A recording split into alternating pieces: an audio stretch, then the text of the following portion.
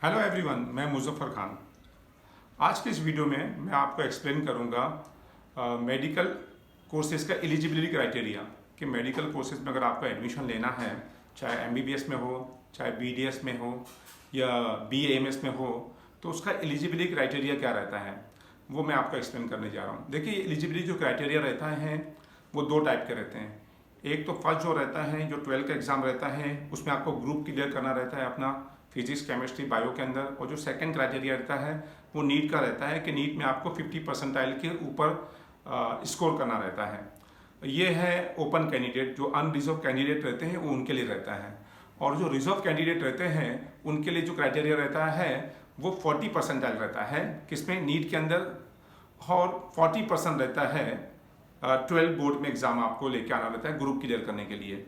तो पहले हम समझते हैं कि डिफरेंट जो मेडिकल फील्ड में बहुत सारे कोर्सेज आते हैं, वो सारे कोर्सेज का एलिजिबिलिटी क्राइटेरिया क्या रहता है, एडमिशन के लिए क्या आपको एलिजिबल होने के लिए कितने मार्क्स आपको लाना ज़रूरी है। तो पहले हम देखते हैं एमबीबीएस का, बीडीएस का, बीएएमएस का, बीएचएमएस का, बीयूएमएस का, और bachelor in veterinary science and animal husbandry, जिसको हम जानवरों का डॉक्टर कहते हैं। ये 6 जो कोर्सेज है, ये 6 जो कोर्सेज है, सब ये डॉक्टरी कोर्सेज हैं, जिसमें एमबीबीएस जो एलोपैथी में है, आयुर्वेदिक के अंदर आया, बीएमएस आ गया, होम्योपैथी में बीएचएमएस आ गया, यूनानी के अंदर आ गया, सब डॉक्टरी पैथी में है।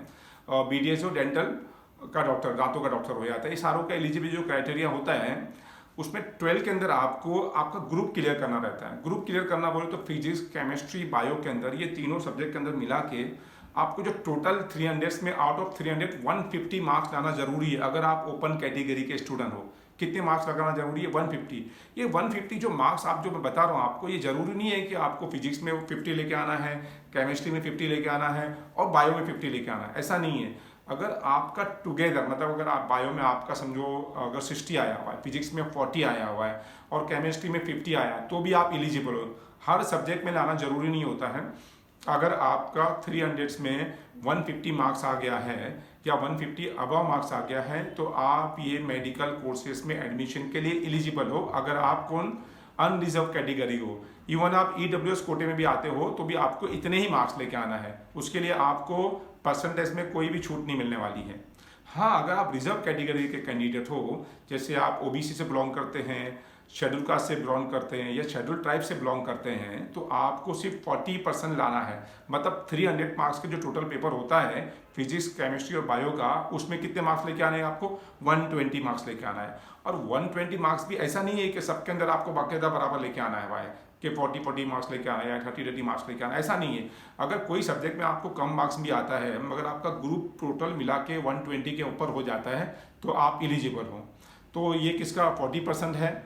मैं ये बात कर रहा हूँ रिजर्व कैटेगरी का, और 50% है अनरिजर्व कैटेगरी का। कौन से कोर्सेज का? वापिस रिपीट कर रहा हूँ, MBBS, BDS, BAMS, BHMS, BUMS और बीवीएसएससी।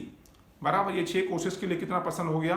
50% हो गया जनरल कैटेगरी का और 40% हो गया रिजर्व कैटेगरी। इसी तरह जो नीट का जो एग्जाम होता है उसमें 50 परसेंटाइल लेके आना रहता है, परसेंटेज नहीं, परसेंटाइल लेके आना पड़ता है, और 40 परसेंटाइल लेके आना पड़ता है किसको?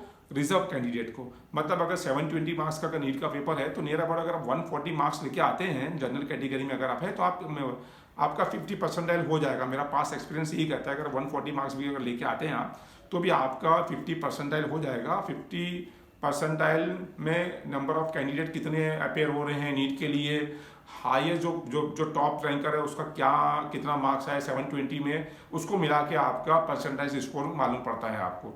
तो ये हमने समझ लिया कि एमबीबीएस, बीडीएस, बीएमएस, बीयूएमएस और बीवीएससी का ये हमने समझ लिया कि एलिजिबिलिटी क्राइटेरिया क्या होता है। अच्छा, बाकी कोर्सेज जो होते हैं, ऐसे नहीं है कि मेडिकल में सिर्फ ये डॉक्टरी के कोर्सेज होते हैं, बहुत सारे कोर्सेज होते हैं। उसका क्या?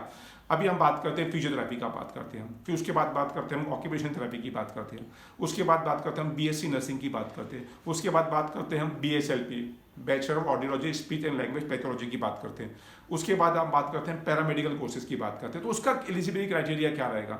देखिए, उसका एलिजिबिलिटी क्राइटेरिया है अगर बीएससी नर्सिंग में आप एडमिशन लेना चाहते हैं तो आपको 45% लेके आना है पीसीबी ग्रुप के अंदर। कितना लेके आना है आपको? 45%। मतलब 300 अगर का मार्क्स का पेपर है तो 45% आपका जो है एलिजिबिलिटी क्राइटेरिया हो गया। 135 मार्क्स होते हैं वो, उतना लेके आना है आपको अगर जनरल कैटेगरी से आप बिलोंग करते हैं। और अगर आप रिजर्व कैटेगरी से तो 40% आपको लेके आना है।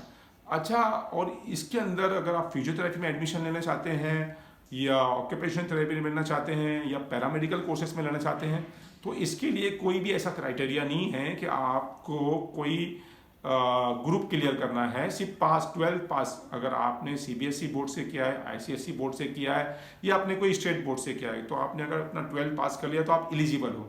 अच्छा, दूसरा जो बता रहा हूँ मैं आपको कि ये कोर्सेज के लिए क्या नीट क्वालिफाई कैंडिडेट चाहिए? नहीं, नीट क्वालिफाई भी कैंडिडेट नहीं चाहिए। इवन फिजियोथेरापी और ऑक्यूपेशन थेरेपी के लिए नीट अगर आप अपेयर नहीं भी करेंगे तो भी एडमिशन मिल जाएगा आपको। इसमें नीट मैंडेटरी नहीं है। मैंडेटरी जो नीट में बताऊं किसके लिए है, वो एमबीबीएस के लिए है, बीडीएस के लिए है, बीएमएस के लिए है, बीयूएमएस के लिए है, बीएचएमएस के लिए है। और अगर आपको जानवरों का बीवीएससी करना है, हाँ, एनिमल का डॉक्टर बनना है तो उसके लिए आपको नीट क्लियर करना जरूरी है। विदाउट नीट क्लियर करे आपका एडमिशन पूरे इंडिया में क्लियर भी नहीं होगा। अगर आपका ग्रुप क्लियर नहीं है और आपका जो परसेंटाइल अगर आप क्वालिफाई कैंडिडेट नहीं है नीट के अंदर तो पूरे इंडिया में इवन ओवरसीज अगर बाहर भी जाते हैं तो भी आपको नीट की बेस पे ही एडमिशन मिलने वाला है और ग्रुप आपका क्लियर होना चाहिए। ये बात आप ध्यान में रख लीजिए। आपका ये सारे कोर्सेज की बात कर रहा हूँ। और दूसरे जो कोर्सेज है जैसे फिजियोथेरेपी की बात कर रहा हूँ मैं, उसके लिए आपको अगर नीट आपने नहीं भी दिया है तो बहुत सारी डीम यूनिवर्सिटी इंडिया में ऐसी है जिसका खुद का एंट्रेंस एग्जाम होता है फिजियोथेरेपी के लिए, ऑक्यूपेशन थेरेपी के, पैरामेडिकल कोर्स के, बीएससी नर्सिंग के लिए। तो आपका वो एंट्रेंस एग्जाम जो होता है उसको आप अपेयर कर सकते हैं और उसमें मार्क्स ला सकते हैं, उसके बेस पे एडमिशन ले सकते हैं। तो फिजियोथेरेपी, ऑक्यूपेशन थेरेपी वगैरह कोर्सेज के लिए आपको कोई भी जरूरत नहीं है नीट आपको क्लियर या क्वालिफाई होने की, और नीट अपेयर कैंडिडेट की भी जरूरत नहीं है। हाँ, मगर आप महाराष्ट्र स्टेट के अंदर जो प्राइवेट जितने भी फिजियोथेरेपी कॉलेजेस हैं जो MUHS मतलब Maharashtra university health and science जो है यूनिवर्सिटी के अंडर में है जो कॉलेजेस, वो उसका एडमिशन जो होता है वो नीट की बुनियाद पे होता है। किसके बेस पे होता है? नीट के बेस पे होता है। और नीट के बेस पे मार्क्स के ऊपर ही आपको एडमिशन उसका मिलता है। तो ये हमने समझ लिया कि एलिजिबिलिटी क्राइटेरिया क्या है। बहुत दिनों से आप इस पर कन्फ्यूजन में थे तो आपको ये पता चल गया है। अभी 12 का रिजल्ट भी आ गया है, आपको सबको पता चल गया है कि एलिजिबिलिटी क्राइटेरिया आप लोगों का क्या है। All the best to all of you for NEET exam. Thanks.